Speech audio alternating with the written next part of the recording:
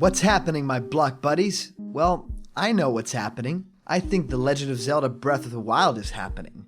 And it's happening all over the place. So much so that I just couldn't contain myself in a previous video where I talked shortly about the video that was released.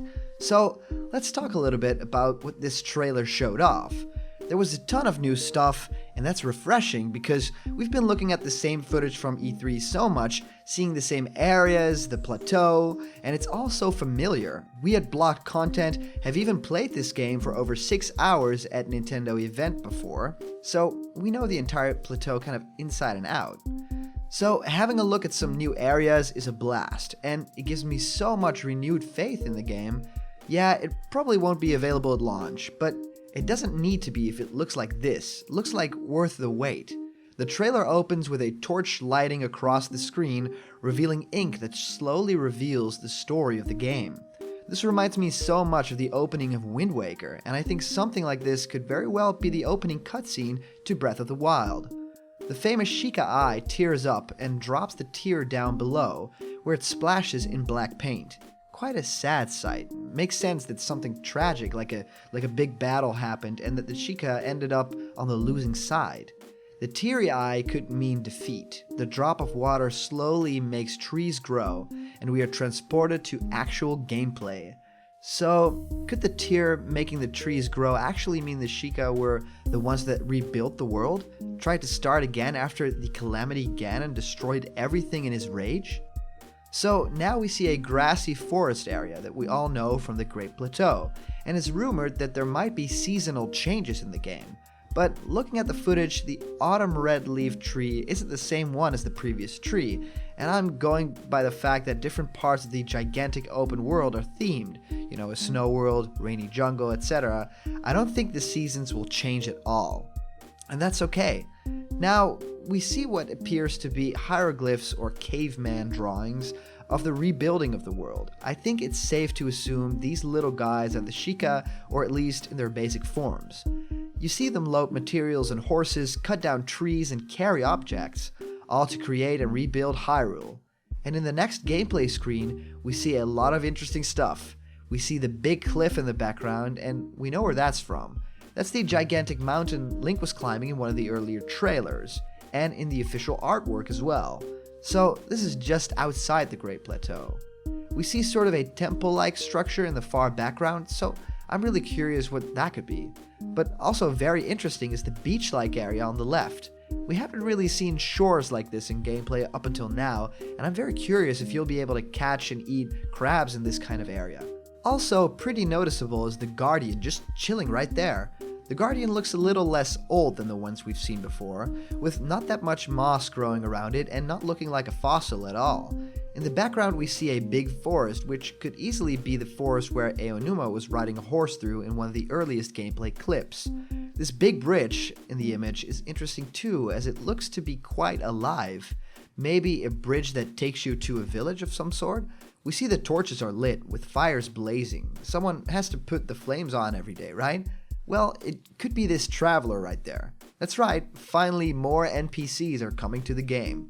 This dude wields a spear and looks to me like a friendly pedestrian you could talk to in the game. His haircut kinda reminds me of one of the salesmen in the Wind Waker.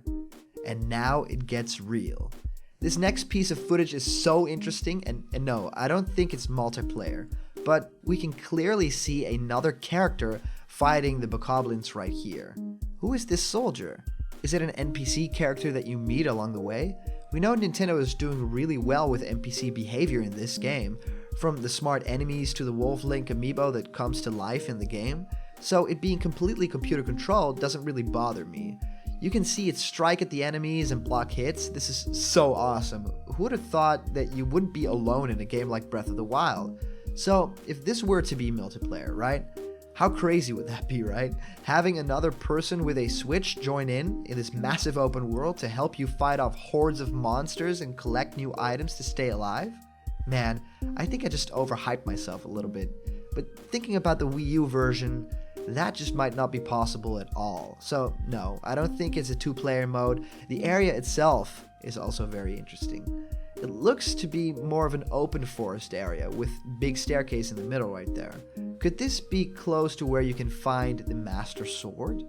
That'd rock. Also, the rainfall makes this team-up battle even more thrilling. We know from playing the demo that these blue bokoblins pack quite a punch. I think about 3 hearts in one hit. Look out, Link. Now, in the next piece of footage, we see our first homely structure. This tent looks to have some sort of dragon visual style. I also like the festive flags. Could this be one of the shops where you can trade your ore for rupees? Or the other way around, buy axes and potions with your rupees? That'd be amazing. The structure looks quite big, and it'd feel really good after a while traveling to finally find an actual house. The payoff would be huge. In the close-up footage, we see Link smoothly riding his horse through town, and this old lady traveler kind of looks at him. Also, we can see a guy behind Link, so this is no lone old woman, but an actual establishment. Not to mention the awesome dog following Link around. Maybe you can actually, take the dogs with you to hunt, kind of like Wolf Link. That'd make for some unique gameplay, but probably the only thing you can do with it is like press A to talk to it, and it'll say woof. The footage jumps to the ink again, and it shows off the town structure. Beautiful and full and very complete.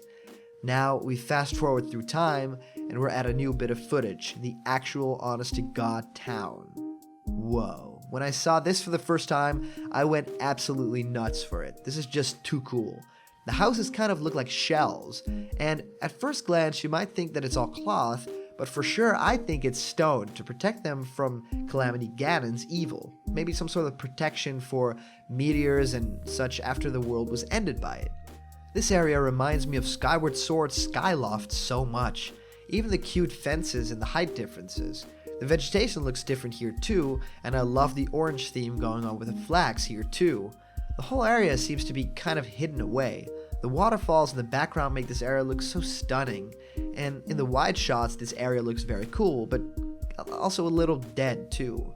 No people farming on the grounds there, although that does look awesome in full. I bet Link can steal all sorts of veggies and fruits here. It looks like this whole village is behind a big massive pile of rocks hidden away so maybe Ganon can't find the villagers. The houses look really solid, and seeing from the doors, I think you might actually be able to enter all of them. In another shot, we can see a young girl out in the open. Maybe an important NPC with a cool quest attached to it. Maybe Link has to get some tools that are missing to farm, or maybe there's been a drought. Everything is possible here, right? And now we switch. Alright.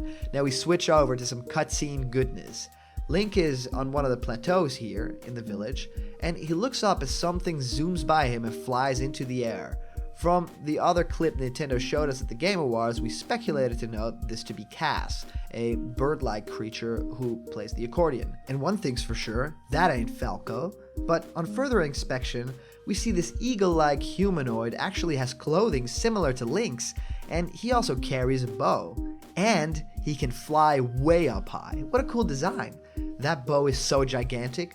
Will his wings turn into hands to hold it? The close-up image of this character also shows us that he has some kind of war paint going on. So both the bow, the Sheikah uniform, and the war paint makes me think this is some sort of warrior that Link might have to prove himself to, from the village. Maybe this is the head honcho of the village. And then we see the bird fly up into the sky towards this big bird-like ship.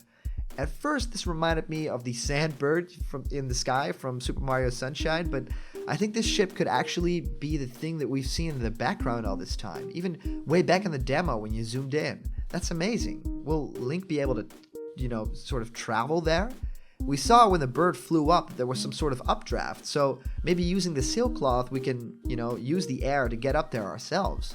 This giant bird ship has propellers to keep it up in the air, and it looks to be made from the same material as the shrines, but it has red light instead of orange or blue. So is this like an evil hideout, or is this a dungeon of sorts, sort of like going in the mouth of the whale, or how you fly up into the beak of the bird, something like that? Creepy stuff.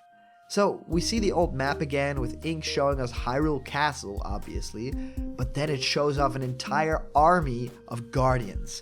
Now, this may have been the war way back when. That makes me so hyped. So many guardians.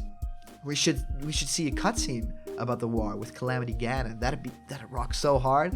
And now we see some footage of red glowing guardians battling Link in an open field. Link is on horseback with an axe as he fights the big monsters. And back in the demo, getting hit by one of these lasers from the Guardians was an instant KO. But it looks like Link can handle just a little bit more here. So he must have powered up from the heart containers in the game. And here's the big one. We see a character holding a Sheikah slate. A character wearing the same blue tunic as Link, with Sheikah symbols all over. A character with long blonde hair. Could this be Princess Zelda? Obviously, this character is pretty chesty, and in combination with the blonde long hair, we can safely assume her gender. Pretty big, strong arms, though. Some of you might be into that, but there are many characters this can be, but I've nailed it down to a couple of key choices. One, this is Princess Zelda. Plain and simple, she's in her Tetra-ish getup and is ready for battle herself. I don't think Linkle is in any way canon, and I don't think Nintendo would make a female Link playable in a game where you can strip your main character down to their underwear at will. That's just not happening, you guys. Princess Zelda makes the most sense to me. This character might belong to the voice that we hear in the opening, right? Link, wake up. And I think she's communicating with our hero through that Sheikah slate she's holding in her hands. That's an interesting notion, connecting with Link through another slate. We can see this character has more of a royal getup, with gold chains and buckles on the blue costume. But maybe it's the Sheik version of Zelda, right? I mean, Sheik has long blonde ponytail in Smash Brothers, so that could easily be the case here. However, we can see her chin in the frame, so there's no cloth covering her face. No Sheik. My other theory is that, are you ready? Ariel, Link's little sister from the Wind Waker, all grown up. So this theory could be why she dresses the same as Link, a family heirloom or something like that. Would make a lot more sense. She's not a princess, makes more sense. And also the exact same tint of blonde hair as well from Link. If you were to run into your sister and even fight alongside her, this could turn out to be some story. I'm excited to find out where this will go. And then we turn over to a cutscene of Hyrule Castle being ruled by the evil shadows of Calamity Ganon. Very scary stuff. And like I theorized before, there we are. Burning evil Ganon meteors falling down from the sky. And lightning, lots of lightning as well. This castle always looked threatening in gameplay when you zoomed in to see it. But now it just looks so much more frightening, and I think this could be part of a cutscene showing the old war between the people of Hyrule and Calamity Ganon and the Guardians. There must be so much history and awesomeness to draw from here. I can't wait to explore that in the game. And then we see that Hyrule Field in all its former glory has been reduced to charred trees and ash. I don't think this is present day at all. I think because of the magic of the Sheikahs, Link must have been able to travel in time in this game. And no, not changing Link's age like in Ocarina of Time, but making Link see this devastated world before himself, to know how evil this Ganon is, and how cool would it be to also walk around this barren, burnt earth, and to fight some zombie moblins and bokoblins here, even if just for a little while. That'd rock, right? Sort of like a dream sequence. And we can still see markers in the background, so it makes perfect sense to me that you can still walk around in this area. So now Link starts to glow. Particles appear around him, and here's why I think being transported through time, okay? This is what happens. The glow is appearing and disappearing in different times. Maybe this is one of the Zelda or mysterious girl's powers. Maybe it's the powers of the gods of the shrines? Who knows? And then we see Link kneel down with the Master Sword equipped right there.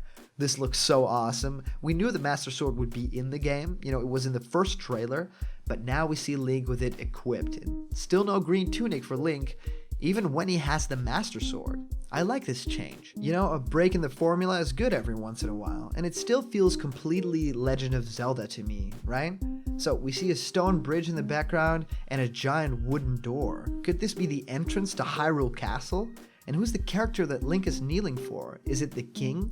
This certainly isn't Zelda or the other girl in blue, because different gloves, different outfit overall, different skin tone, but maybe that could be the change of, lighting as well. So it could still be a female character. Definitely kind of looks like that, right? But this character, does look, kind of feminine. So maybe we have Ariel on the one hand and then Princess Zelda right here next to Link. That'd make sense to me. I'd buy that. I could also see this being a red herring. Maybe this is the actual villain of the game, that Link is kneeling, to kind of, listen to this evil plot. But I think that this is from a cutscene where Link just sees Princess Zelda being revealed as Zelda for the first time after he got his Master Sword. What a game this will be. Anyway, we see the Breath of the Wild title and then the Nintendo Switch and Wii U logos. This is where we end it. And that's all we could find of the Breath of the Wild Game Awards trailer.